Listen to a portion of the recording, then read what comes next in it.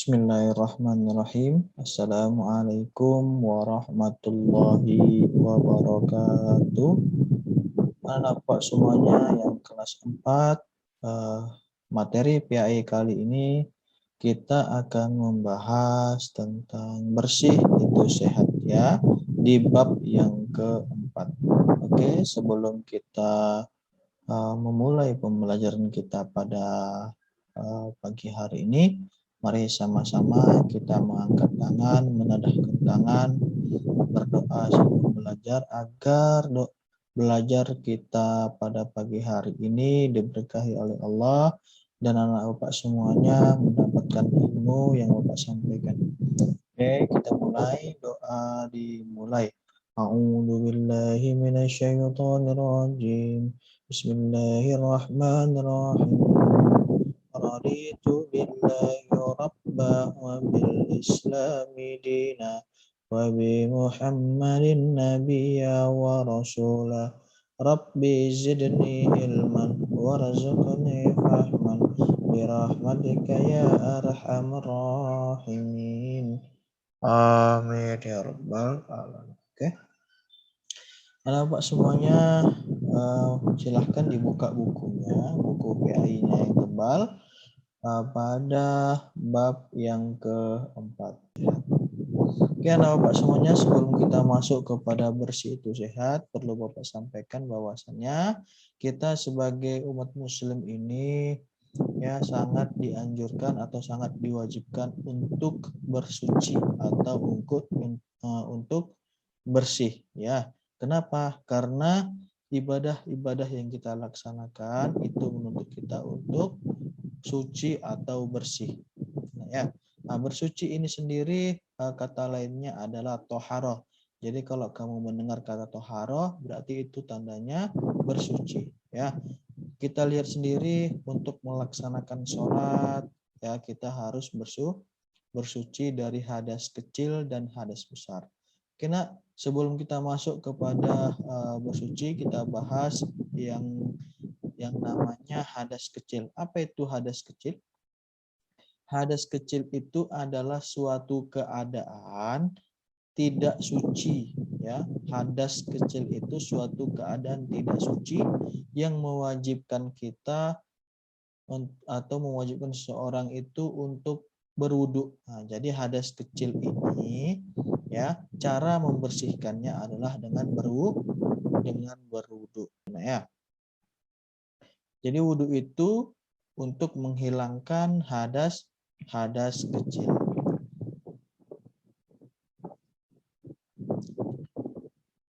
Nah, yang menyebabkan hadas kecil ya sebagiannya yaitu keluarnya sesuatu dari kubul dan dubur.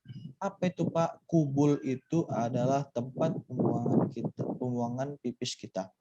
Ya, berarti kalau kita pipis kita sudah hadas kecil. Dan dubur, apa dubur Pak? Dubur itu tempat keluarnya buang air besar. Berarti buang air besar, lalu kita buang angin, itu termasuk hadas kecil.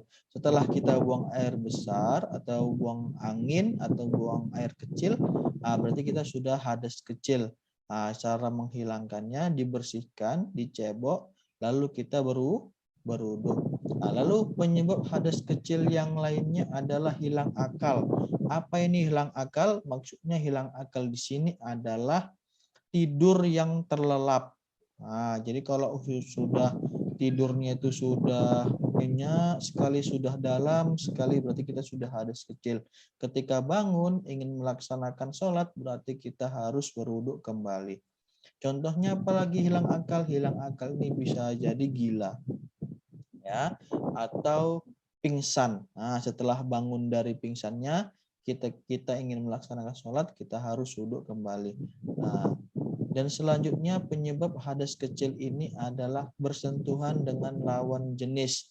Nah, jika kamu laki-laki bersentuhan dengan lawan jenis, laki-laki bersentuhan kulit dengan perempuan, maka wudhu kamu batal.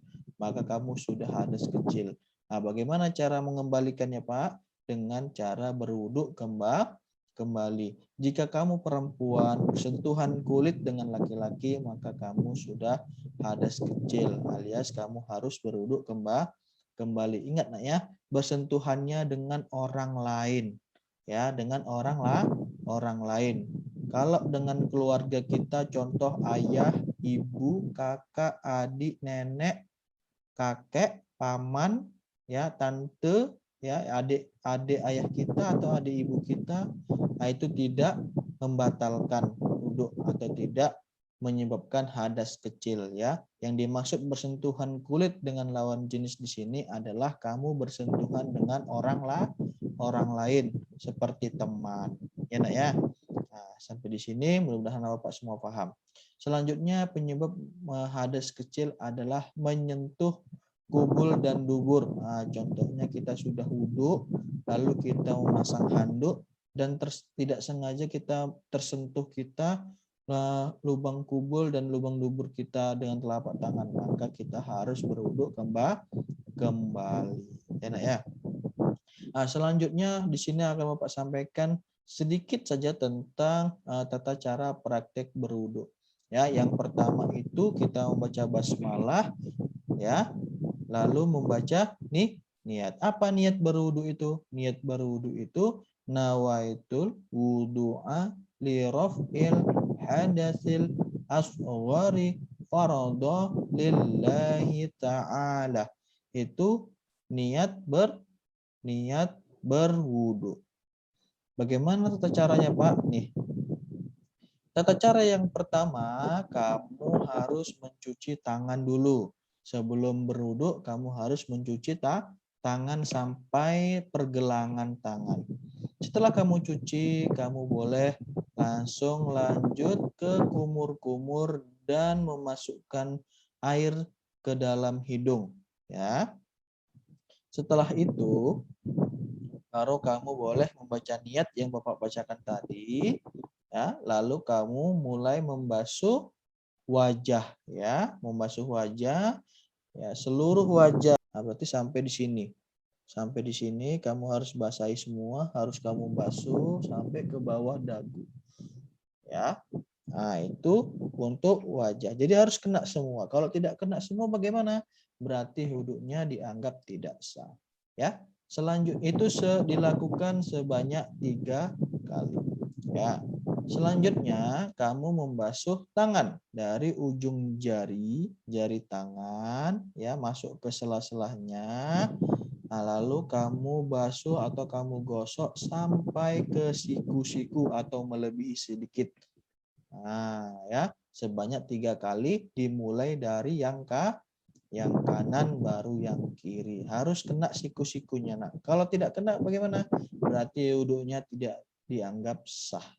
Setelah membasuh tangan, kamu bisa membasuh sebagian kepala atau rambut, ya, sebanyak 3 kali.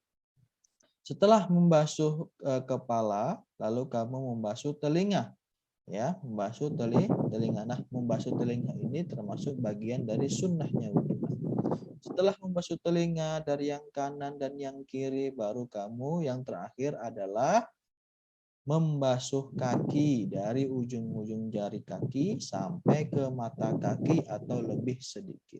Ya, nah itulah rukun-rukun dan sunnah-sunnahnya wudhu. Setelah kamu membasuh kaki, maka kamu bisa membaca doa setelah wudhu. Nah, mari disimak doa setelah wudhunya. Bismillahirrahmanirrahim.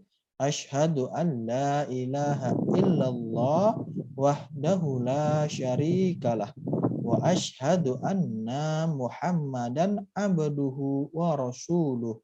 Allahumma ja'alni minat tawwabin wa ja'alni minal mutatahhirin wa ja'alni min ibadikas sholihin.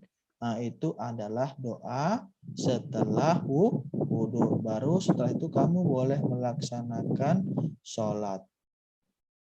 Nah, tadi hadas kecil, sekarang hadas besar. Apa itu hadas besar? Hadas besar adalah keadaan tidak suci. Nah, kalau sama, nah, hadas kecil juga keadaan tidak suci, lalu hadas besar juga keadaan tidak suci juga. Tetapi yang membedakan hadas besar ini adalah mensucikannya dengan mandi janabah atau mandi junub atau mandi wajib. Nah, kalau hadas kecil, cara mensucikannya hanya cukup dengan berwudu. Nah, kalau hadas besar ini, cara mensucikannya harus dengan mandi janabah, mandi junub, atau mandi wajib. Nah, ketika kita hadas besar, kita tidak boleh melaksanakan sholat, ya, tidak boleh melaksanakan tawaf, tidak boleh memegang mushaf. Nah, apa contohnya hadas besar ini, Pak? Contoh hadas besar ini, kalau kamu melihat mama kamu tidak sholat, nah berarti itu tandanya mama kamu sedang berhadas besar. Nah, bisa dibilang menstruasi. Ya, nanti akan dipelajari itu di kelas 6. Ya, nah, jadi kalau kamu melihat mama kamu tidak sholat, nah berarti mama kamu sedang berhadas besar. Ya. Nah, tata cara mandi janabah. Nah, tadi setelah belajar tentang apa itu hadas besar, cara mensucikannya dengan mandi janabah, maka sekarang kita akan belajar tentang tata cara mandinya. Bagaimana sih mandi janabah itu? Nah, mandi janabah itu cukup gampang dan mudah. Kenapa, Pak? Karena rukunnya itu cuma 2 saja. Ya, rukunnya itu cuma dua, membaca niat dan menyiram air ke seluruh tubuh. Nah, apa niatnya, Pak? Nah, dengarkan. Bismillahirrahmanirrahim. Nawaitul ghusla li raf'il hadasil akbari faradhalillahi ta'ala. Nah, itu niat mandi janabah. Setelah kamu membaca niat, maka kamu menyiram air ke dalam seluruh tubuh kamu. Ya, maka kamu sudah suci dan tidak berhadas besar lagi. Nah, setelah itu kita masuk pada tayamum. Apa itu tayamum, Pak? Tayamum itu adalah bersuci menggunakan tanah atau debu. Nah, kalau hadas kalau hadas kecil tadi bersuci menggunakan air dengan cara berwudu. Kalau hadas besar bersuci dengan menggunakan air ya dengan cara mandi janabah. Nah, kalau tayamum ini bersuci menggunakan tanah dan debu. Loh, boleh Pak? Boleh, Nak. Ya, dengan syarat kita melaksanakan tayamum itu jika tidak ada air sama sekali. Umpama kita lagi hidup dalam kekeringan atau kemarau panjang, tidak ada air. Nah, jadi kita boleh melaksanakan sholat dengan cara bertayamum. Nah, selanjutnya boleh bertayamum jika kita terkena sakit. Ya, kata dokternya kita tidak boleh kena air. Kalau kena air maka sakitnya akan semakin parah. Nah, boleh kita melaksanakan tayamum. Setelah itu boleh kita melaksanakan tayamum jika kita adalah musafir. Apa itu musafir, Pak? Musafir itu adalah orang yang sedang dalam perjalanan. Selain 3 ini, kita tidak boleh melaksanakan tayamum. Umpama kita ada air, lalu kita tidak sakit, lalu kita tidak dalam perjalanan atau musafir, kita tidak boleh bertayamum. Bagaimana tata cara tayamum, Pak? Tata cara tayamum ini sangat mudah dan simpel juga. Yang pertama kita membaca niat. Apa niatnya? Bismillahirrahmanirrahim. Nawaitut tayammuma li istibahatis sholati fardhalillahi ta'ala. Nah, itu niatnya. Selanjutnya setelah niat, lalu kita mengambil debunya atau mengambil tanahnya. Bagaimana caranya, Pak? Kita ambil debunya itu debu yang suci, ya. Debu yang suci tanpa ada kotoran apapun. Ya. Bisa kita ngambil di dinding, bisa kita ngambil di batu bata. Yang penting debunya itu harus suci, tidak ada kotoran. Setelah kita mengambil tanahnya, ya, bagaimana cara mengambilnya? Cara mengambilnya adalah dengan menempelkan telapak tangan kita ke debunya atau ke tanahnya. Setelah kita tempelkan seperti ini, lalu yang kedua menepuk-nepuknya. Nah, ditepuk-tepuk seperti ini. Lalu kita usapkan ke muka. Nah, lalu kita usapkan ke muka. Nah, setelah kita mengusapkan debunya ke muka, lalu hal yang selanjutnya kita lakukan adalah dengan mengusapkan kedua tangan sampai siku. Nah, kita ambil lagi debunya, ya, menempelkan telapak tangan. Nah, lalu kita tepuk-tepuk lagi, lalu mulai kita membasuh tangannya, ya. Sampai siku-siku, dimulai dari sebelah kanan. Dah, habis, cukup sampai di situ aja, ya. Kalau namanya wudhu, semua harus dibasuh, rambutnya, kupingnya, kumur-kumur, kakinya. Nah, kalau tayamum ini cukup dua saja, muka dan tangan, ya. Nah, oke, Bapak semuanya. Nah, demikian pembelajaran kita hari ini tentang toharoh atau tentang bersuci. Ya, maka semuanya kita yang namanya umat muslim harus selalu menjaga kebersihan dan kesucian. Ya, kenapa Pak? Karena Allah itu suka dengan yang bersih-bersih dan suka dengan yang suci-suci. Karena Allah itu Maha Suci, ya. Nah, maka dari itu, anak Bapak semuanya, jika terkena hadas kecil atau hadas besar, segeralah bersuci. Kalau hadas kecil, bersucinya dengan berwudu. Kalau hadas besar, bersucinya dengan mandi janabah. Ya. Nah, jika tidak ada air, kita boleh menggunakan debu atau yang disebut namanya tayamum. Demikian anak Bapak semuanya pembelajaran PAI hari ini. Mudah-mudahan anak Bapak semuanya paham. Mari sama-sama kita tutup dengan membaca hamdalah. Alhamdulillahirabbil alamin.